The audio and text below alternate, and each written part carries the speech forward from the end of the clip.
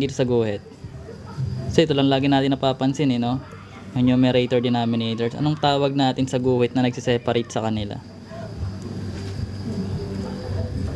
Walang tawag dyan. Ito, alam natin yung sa taas numerator. Hindi alam eh. Thank you po. Wah, may nag-send pala ng piso no. Over. Hindi. Over.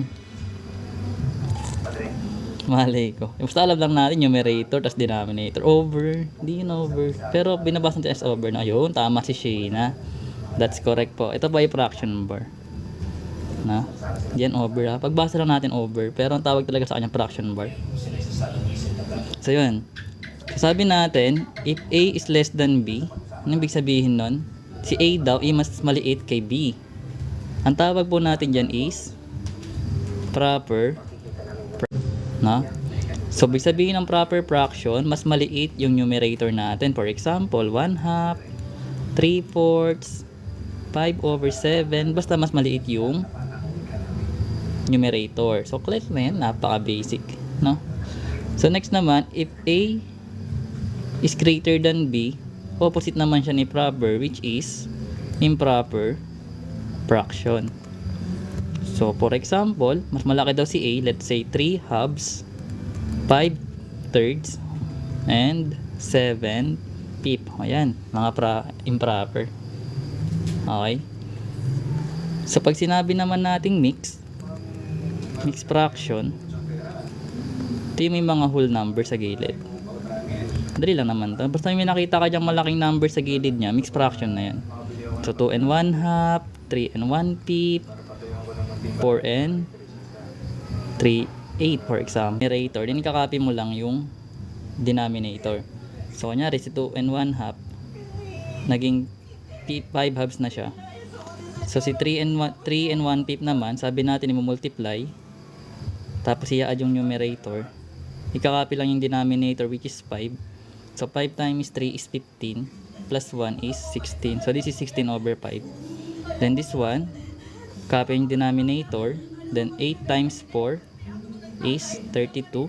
Plus 3 is 35. So, this 35/8. So, kung na daw? Paano yung 3/5 sa 1 whole? Ha? Mercury? 3/5 sa 1 whole? Anong gagawa ka? Kunyari 3/5? Ito drawing. Hindi ko natinda yung tanong mo eh. Kunyari, meron kang hatiin mo to sa 5. Wait lang, hatiin natin sa 5. Tingin ko nga. Hindi ko gets yung ano mo. Pero try natin. Kunyari 5, 3/5. 1, 2, 3. Ayun, 3/5. Ganun ba yun? Nakatakma yung number. Ayan po, sige po. So ngayon, ayun na pag-convert no. So kung ibabalik natin siya sa mix, kunyari meron tayong 5/2. Yung 5/2 ibabalik natin sa mixed fraction kung gusto nyo. So kailangan mo lang siyang i-divide like this. So sa loob yung 5 kasi siya yung numerator, then yung 2 yung divisor natin. So that's next. So ilang 2 ang makukuha natin sa 5? 'Di ba meron tayong 2 na makukuha? Then i-multiply na natin. 2 times 2 is 4. Then magkakaroon tayo ng 1. Ito yung quotient natin. Siya yung magsisilbing whole number mo sa gilid. Then yung remainder, ito. Siya yung magiging numerator. Tapos yung divisor mo pa rin yung magiging 2. So ganun mo lang siya ibabalik. For example, another way, may ganito akong ginagawa eh. Wait lang. So may ganito akong ginagawa sa kanya para mas madali. So let's say meron tayong 16/5, di ba? So kung gusto natin siya i-convert sa mixed fraction, ilang bang 5 ang makukuha mo sa 16? Di ba may makukuha kang 3 kasi 5, 10, 15. Ngayon, ilan pa yung sobra sa 16? Di ba may 1 pa siya na sobra? Tapos lagay mo lang yung 5. So 3 and 1/5 pa rin. Lagay mo lang yung 5. So 3 and 1/5 pa rin siya. Katulad ni 35/8. Si 35/8, ilang 8 ang makukuha mo sa 8 sa 35? So 8, 16, 24, 32. May 4 pa na, may 4 ka na whole number. Then ilan yung matitira sa 35? Kung meron tayong ginawang 32, matitirang 3, then over 8. So ganun mo lang siya pwede. Pwedeng ganito, pwede yung mental na lang, no? Gets na yun, no? So sa similar, alam naman natin kapag similar, marunong spelling. Similar, same denominator, gets na yon. Siyempre, sa mga hindi naman nakakagets, no, kaya natin ginagawa to. Sa dissimilar, magkaiba or different, no? Ayoko na. Paano pag negative yung mixed number? Hindi magiging negative yung numbers mo. Bigay example. Ano ba yun? Si white. Bigay ka given. So yun, no? Alam na natin to. Magkaiba pag dissimilar. So paano mag-add? Subtract. So kapag similar, madali lang. Okay. Paano mag-divide pag 3 digit? Bigay kang example. Eric. And i-divide. Mamaya sige, daanan natin sa decimal. Madali lang naman yan. Who knows, no? At least alam mo kung sakaling lumabas. Dagdag lang to kaalaman. At least hindi mo man expect na unexpected lagi sa exam. Di ba? So at least marami kang alam. Hindi ka ma-overwhelm. Hindi man siya lumabas, at least alam mo. Kung lumabas siya, alam mo rin. Okay? So subtract pag similar, let's say 1/2 plus 3/4, 3 halves. So kailangan mo lang i-add yung numerators, copy yung denominators, magkakaroon ka ng 4 halves, which is 2. So gets na yan. So minus naman, 3 halves minus 1/2. So same. Subtract 3 minus 1, magkakaroon ka ng 2/2, which is 1. Bigay example. Ano ba yun? Si white. Bigay ka given. So yun, no? Alam na natin to. Magkaiba pag dissimilar. So paano mag-add? Subtract. So kapag similar, madali lang. Okay. Paano mag-divide pag 3 digit? Bigay kang example. Eric. And i-divide. Mamaya sige, daanan natin sa decimal. Madali lang naman yan. Who knows, no? At least alam mo kung sakaling lumabas. Dagdag lang to kaalaman. At least hindi mo man expect na unexpected lagi sa exam. Di ba? So at least marami kang alam. Hindi ka ma-overwhelm. Hindi man siya lumabas, at least alam mo. Kung lumabas siya, alam mo rin. Okay? So subtract pag similar, let's say 1/2 plus 3/4, 3 halves. So kailangan mo lang i-add yung numerators, copy yung denominators, magkakaroon ka ng 4 halves, which is 2. So gets na yan. So minus naman, 3 halves minus 1/2. So same. Subtract 3 minus 1, magkakaroon ka ng 2/2, which is 1. So kung negative naman, hindi magiging negative. It depends na. So ganyan pag add subtract ng decimal, ng fraction. Gets na yun, mga matatalino kayo eh. So napakadali. Yun, no? Kunyari 1/2 plus 3/4. So di ba sabi natin kukunin natin yung LCD. So yung LCD, para makuha yung LCD, try mo skip count yung 2 and 4. So basically, makuha natin as LCD is 4. So ibig sabihin siya yung magiging denominator mo both. Then i-divide mo to. So 4 divide 2 is 2. Then i-multiply mo yung numerator mo. So 2 times 1 is still 2. Then same process para sa next term. 4 divide 4 is 1 times 3. Dahil plus yung operation natin, magiging plus to. So 4 divide 4 is 1 times 3 is 3. Ngayon magkakaroon tayo ng 5/4. Kung gusto mo siya i-convert, sabi natin kanina, ilan 4 ang makukuha natin sa 5? May makukuha tayong 1. Tapos may matitira sa 5 na isa, then over 4. Kung gusto mo siya ibalik, multiply mo, 4 times 1 is 4, plus 1 is 5. So yun. Depends sa kung anong trip nyo. Linear. Sige, try natin, no? Linear. 0.60 divide 12. Tingnan ko lang paano steps. 0.6. Wait lang, suot ko muna. 0.6. 60 pala. Gusto mo 60? Pwede naman yan.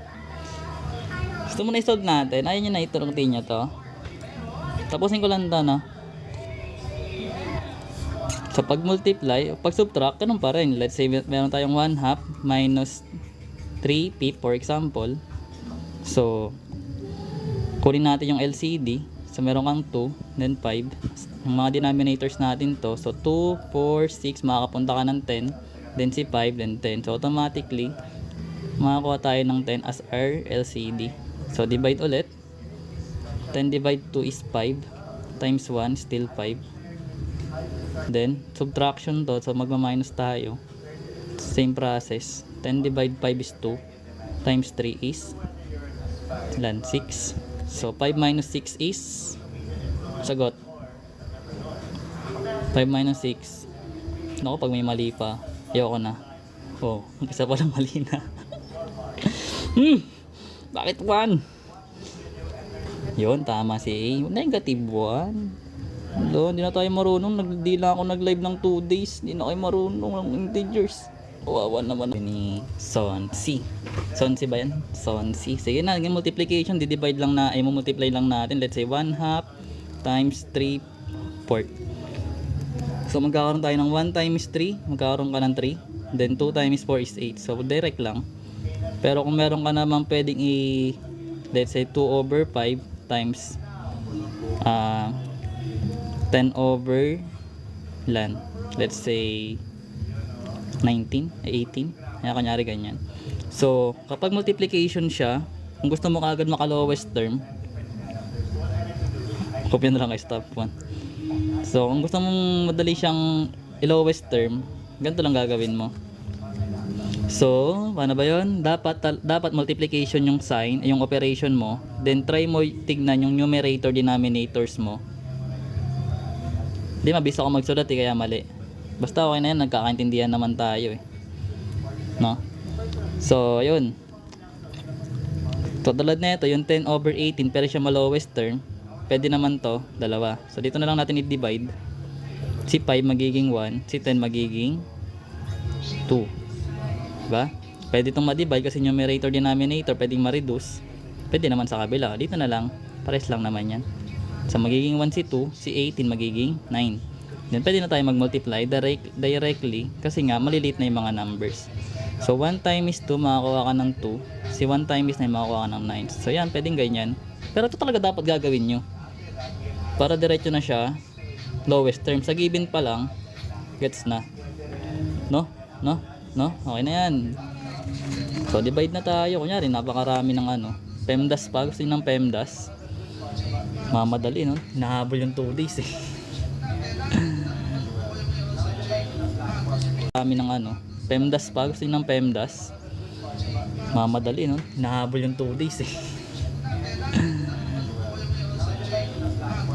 So yun, no? Divide naman. Kung divide, so pwede mo siyang gamitan ng cross multiply. Alam na natin yan. So pwede naman keep, change the sign, then reciprocal or flip. Reciprocal. Kung sa hindi nakakaalam ng reciprocal, ganito po let's say meron tayong 1/2 reciprocal. Kung meron tayong 4/5, ano reciprocal ni 4/5? Pagbabalik na rin lang po. Ibig sabihin magiging 5/4. Okay. E paano naman kung meron kang 3? Anong reciprocal ni 3?